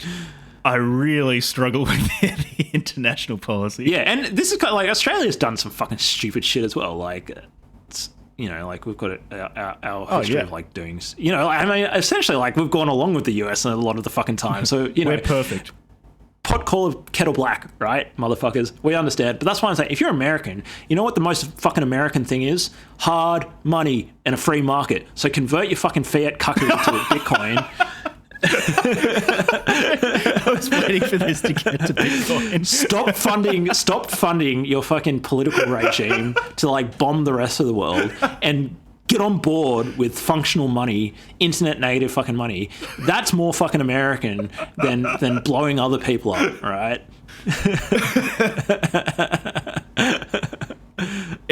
Anyway, well, in terms of plot points for the rest of this book, probably the other big plot point. Oh no, there are two I can think of. One's with the Irishman. So they find an Irish deserter from the International Brigade. So he gave himself up to nationalist patrols and had been brought to Kemp, and Kemp was asked to interrogate him because Kemp speaks English natively, and a lot of the Spanish fighters didn't speak English. So I quote, "The man explained that he had been a seaman on a British ship trading to Valencia, where he had gotten very drunk one night, missed his ship, and been picked up by the police. The next thing he knew, he was in Albacete, impressed into the International Brigades. He knew that if he tried to escape in Republican Spain, he would certainly be retaken and shot. So he had bided his time until he reached the front, when he had taken the first opportunity to desert. He'd been wandering around for 2 days before he found our patrol." So Kemp wants to spare this guy's life. So he goes around telling several superiors of his that this man should be spared, that he'd been pressed into service on the Republican side, that he didn't want to fight. But apparently the official policy is to execute all foreigners. So he finds a colonel, and I quote, "I found Colonel Peñarredonda sitting cross-legged with a plate of fried eggs on his knee. He greeted me amiably enough as I stepped forward and saluted. I'd taken care to leave my prisoner well out of earshot. I repeated his story, adding my own plea at the end, as I had with Canthella and Demora. I have the fellow here, sir, I concluded, in case you wish to ask him any questions. The colonel did not look up from his plate. No, Peter, he said casually, his mouth full of egg. I don't want to ask him anything. Just take him away and shoot him. I was so astonished that my mouth dropped open. My heart seemed to stop beating. Peñarandona looked up, his eyes full of hatred. Get out, he snarled. You heard what I said. As I withdrew, he shouted to me, I warn you, I intend to see that this order is carried out. Motioning the prisoner and escort to follow, I started down the hill. I would not walk with them, for I knew that he would question me and I could not bring myself to speak. I decided not to tell him until the last possible moment, so that at least he might be spared the agony of waiting. I even thought of telling him to make a break for it while I distracted the escort's attention. Then I remembered Peñarandona's parting words and, looking back, saw a pair of legionaries following us at a distance. I was so numb with misery and anger that I didn't notice where I was going until I found myself in front of Demora once more. When I told him the news, he bit his lip. Then I'm afraid there's nothing we can do, he said gently. You'd better carry out the execution yourself. Someone has got to do it, and it will be easier for him to have a fellow countryman around. After all, he knows that you tried to save him. Try to get it over with quickly. It was almost more than I could bear to face the prisoner where he stood between my two runners. As I approached, they dropped back a few paces, leaving us alone. They were good men and understood what I was feeling. I forced myself to look at him. I am sure he knew what I was going to say. I've got to shoot you. A barely visible, oh my God, escaped him. Briefly, I told him how I'd tried to save him. I asked him if he wanted a priest or a few minutes by himself, and if there were any messages he wanted me to deliver. Nothing, he whispered. Please make it quick. That I can promise you. Turn around and start walking straight ahead. He held out his hand and looked me in the eyes, saying only thank you. God bless you, I murmured. As he turned his back and walked away, I said to my two runners, I beg you to aim true. He must not feel anything. They nodded and raised their rifles. I looked away. The two shots exploded simultaneously. So that seems to be the part of the story that upset Peter Kemp the most. That's the part that really, really got to him. And that there's quite a build-up to that point in the book. Yeah, probably had a particular effect on him because he was Irish, right? Yeah. Irish and also I guess like with a lot of the battle scenes, it's pretty impersonal. If you're shooting somebody from like 100 yards away with a machine gun, you can bet like, or you just using like a little needle to try to like aim a machine gun, and there's just bombs and stuff going off everywhere. It's going to be hard to have any sort of sense of connection to the person that you're mowing down, right? Whereas in this particular instance, he actually had the opportunity to have a brief but obviously touching human connection with the person that he's about to kill. Yeah, it was much more personal. It seems like the job in war is to the job of people who are running a war, from the politicians down to the commanders. One of their most important jobs is to make sure that the actual combatant soldiers don't feel any sort of connection to the opposing side. And it seems like, say for example, in World War, was it? I think even it happened in Junger's writing, but definitely in other writings where there's been moments where, so I don't know, like at Christmas Eve, being out the British and the Germans being able to have like dinner together or something like that. It makes it harder for them to fight one another, you know. Yeah. To go back to warring.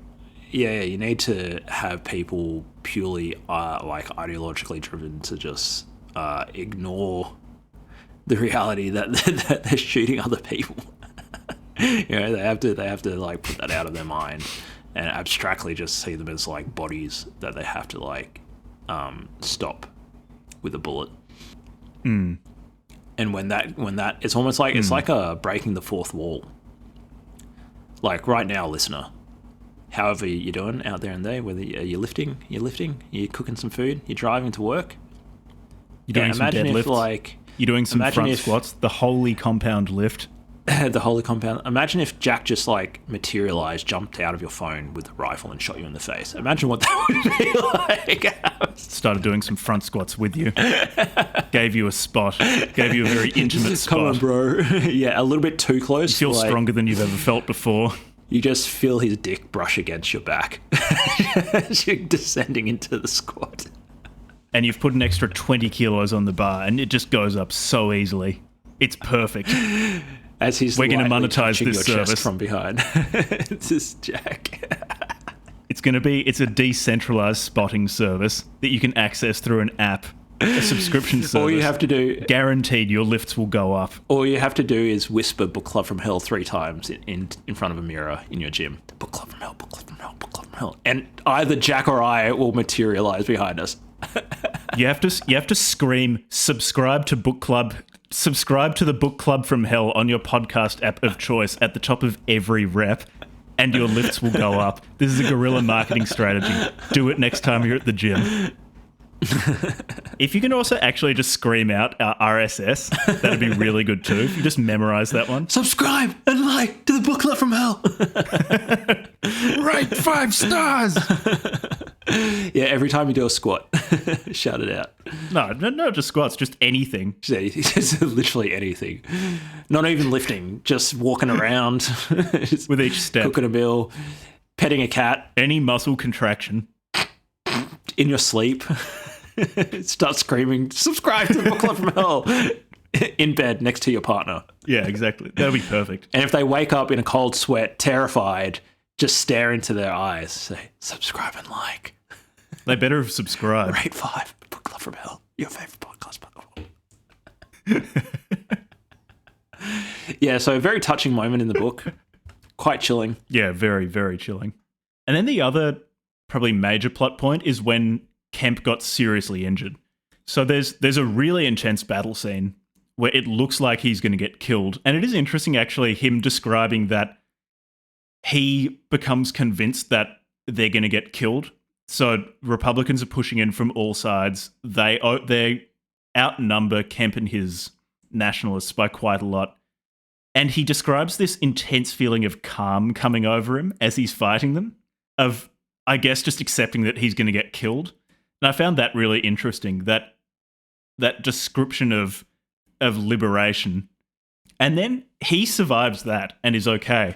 But then shortly after gets hit by a shell when he's behind the lines, and it shatters his jaw. He has bits of shards of metal stuck in his face and in his arm and things like that. And the people around him all think that he's going to die.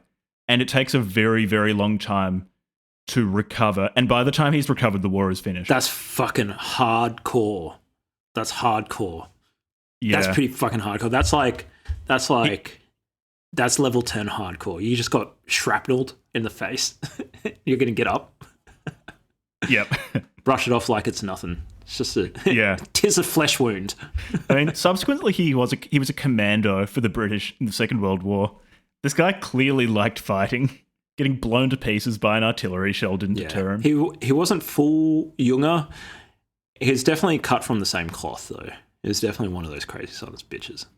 Definitely cut from the same cloth. I think Junger was a few orders of magnitude more insane. Junger is still the high point of insanity in terms of the people we've read. It's literally it's a Pareto distribution. So, like, to be number 1 means you're like 10 times crazier than the number 2. Yeah. And Junger's definitely number 1. Yeah, for sure. It is interesting, though. So he did seem to be acting from a similar impulse for adventure that Junger was. He described a feeling of being somewhat bored with his life, or there not being enough danger or excitement or adventure. And so Kemp went to join up in a war in a foreign country that didn't have anything to do with him, where people spoke a language that he didn't speak, so that he could feel this sense of adventure. To what extent do you think people in our society can feel that adventure without, for example, going to fight in a war or something like that? I think it's pretty hard to get that, isn't it? Like, war's pretty extreme. Was definitely up there on the peak experience scale.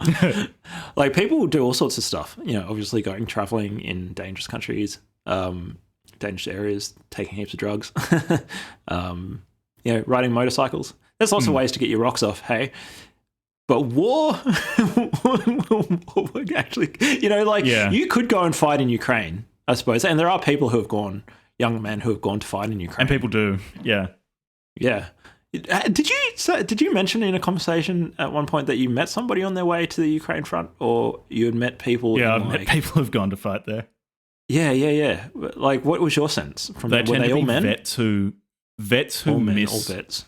War, who couldn't, or at least like I don't know how representative the sample is, but people who miss the meaning given by fighting, and miss the relationships with people you fight beside, that civilian life felt meaningless.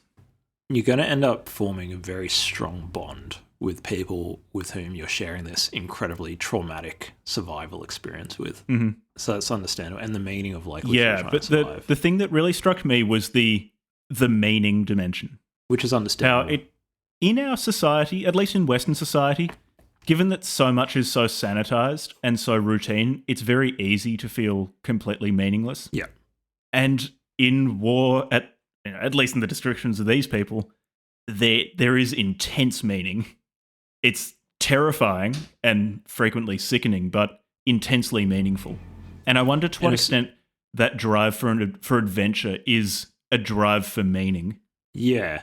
I always thought that Maslow's I don't know if Maslow himself ever really meant it to be like some scientific, like, good explanation of things. It was just like a framework. I think people have really taken that and really run with it. But anyways, Maslow's hierarchy of needs, the idea that, I don't know, like, especially meaning, existential needs are at the top of this hierarchy after having fulfilled lower levels of the hierarchy, like food, sex, shelter. And like on some sort of like brute sort of physiological level, I can see where he's coming from. But it also doesn't explain why people who have all of the lower levels of their hierarchy fulfilled then kill themselves. And it also doesn't explain why people who don't necessarily have those lower levels fulfilled might feel their life is meaningless or might seek meaning in something. Or why people can overcome extreme duress and like poverty, or, you know, like internment camps, like Viktor Frankl's book about internment camps and that sort of thing. Like, yeah, so I think that, like, you know, if as a human, as a person, if you're really like devoid of meaning in your life, even if you have those other things fulfilled, in the worst case situations, you might end your life voluntarily. And even if you don't, you can sort of just like float through the world like an apparition, not really engaging with life, even though on a material level you might have those things, those lower level needs fulfilled. Whereas people who find a lot of meaning in whatever it is, whether it's their religion or war or their career, building a company or writing, creating art, they seem to be able to withstand the vicissitudes of the material world. And definitely the call to adventure, especially for younger people, absolutely gives people that existential fuel to overcome the material shortages that they face. Yeah. It's hard to find it, though. And it is interesting how the relationship to the more mundane world is transformed, and not homogeneously by an experience as intense as war, because you hear stories about, for example, World War II veterans coming home and some of them not being able to adapt to civilian life and feeling that everything is meaningless after the peak experience of the war. Yeah. But then there are others who return home for whom mowing the lawn on Sunday attains this transcendent meaning, this cosmic significance because of what they've been through to get to that point. So it's it's so variable.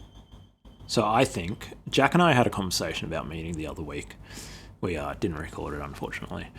But I think that meaning making is like a creative act, or at least my current understanding or my current hypothesis is that meaning is not like a passive thing that you just like receive.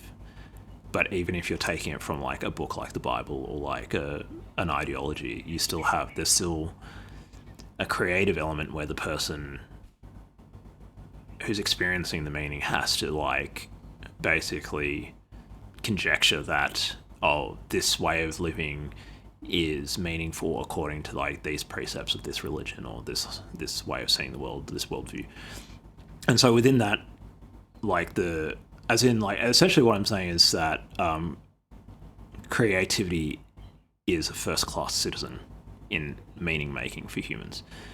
And so because creativity essentially by definition can't be algorithmically and determinately and predictively circumscribed then and prescribed, then like two people could take essentially the same stimulus, such as participating in a war and coming home, and through their own creative interactions with their experience come to extremely different outcomes on that front, like the vets who find no meaning in civilian lives and the ones who find intense meaning.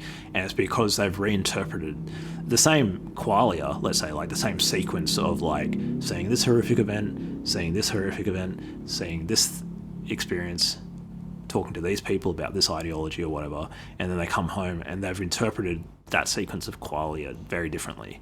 And it's that interpretive creativity that has shaped their ability to find meaning in their life after war.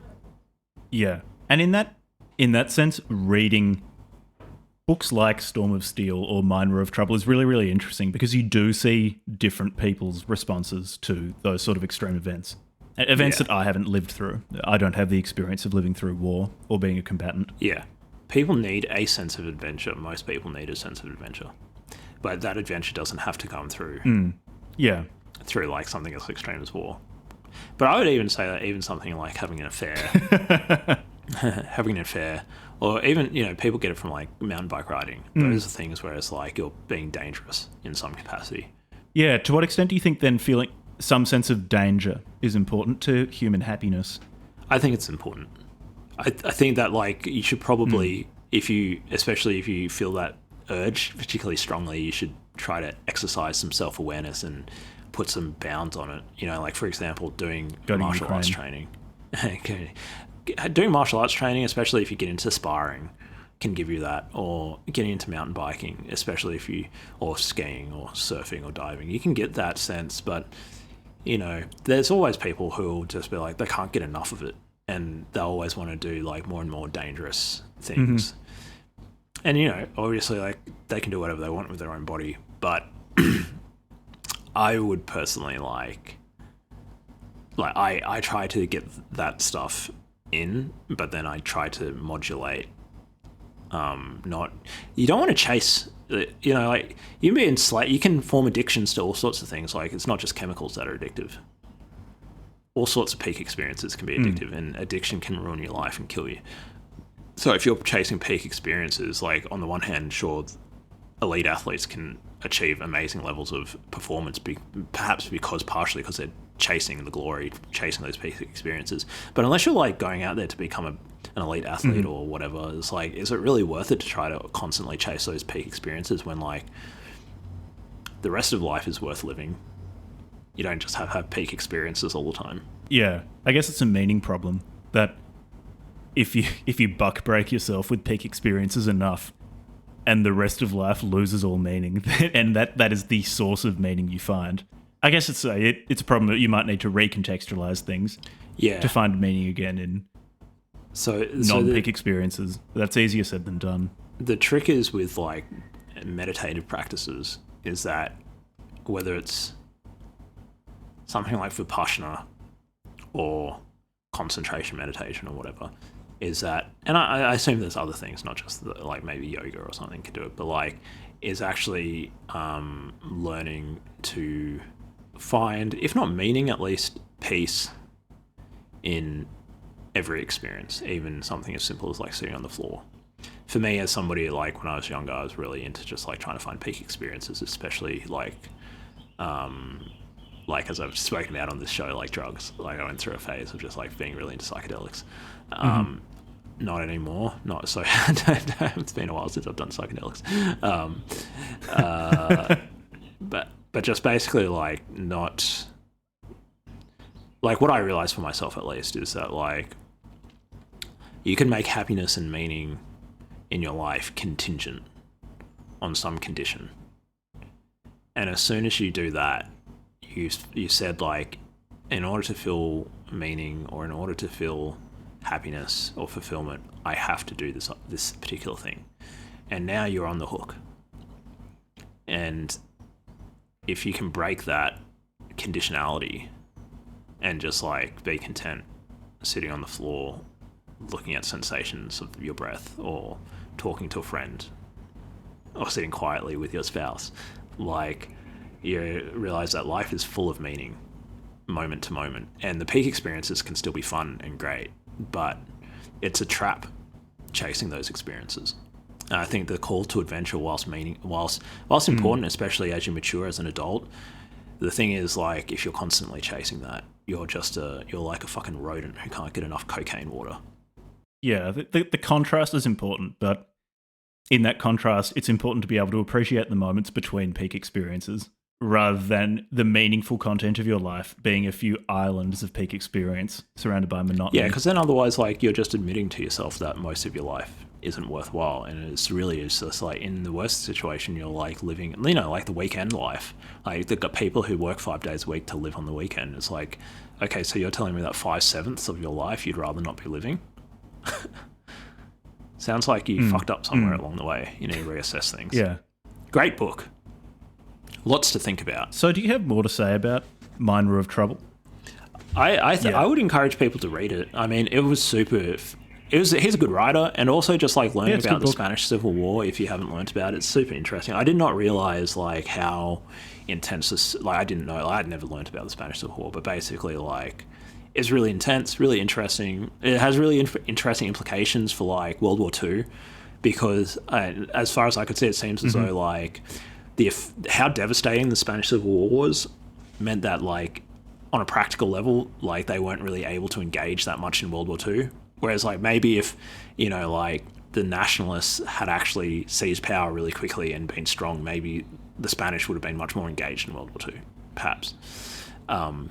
But they were this war fucked that country up real bad. So yeah, it's really interesting. It's always nice to like learn about another country's history and stuff. And yeah, great. I'd encourage people to read it if they like historical accounts. I'd recommend this book as well. I'd recommend pairing it with another account of the Spanish Civil War, either one written by a Spaniard or one written by a foreigner, but one fighting for the international brigades. So Homage to Catalonia is one the most famous one. Doesn't provide a pro-Soviet account of the war. That one's quite anti-Soviet because it's from the perspective of someone fighting in a Trotskyist and an anarchist militia. But it'd be good to pair it with something from the Republican perspective as well. Yeah, good book. Overall, great book. I'm glad that we read it. Thanks to Korn on the Discord for suggesting it. It was a good suggestion, and I hope we did it justice by reading it. I hope you enjoyed the episode, mate. Yeah, if you guys want to submit suggestions to the show, you can either do it by going to our Discord, which you can find a link on the Book Club from Hell. No, not just bookclubfromhell.com, www.bookclubfromhell.com. You'll find all our links to Twitter, Discord. The Discord link changes periodically because they have this stupid changey algorithm. It's fucking annoying. But I'll update the link there.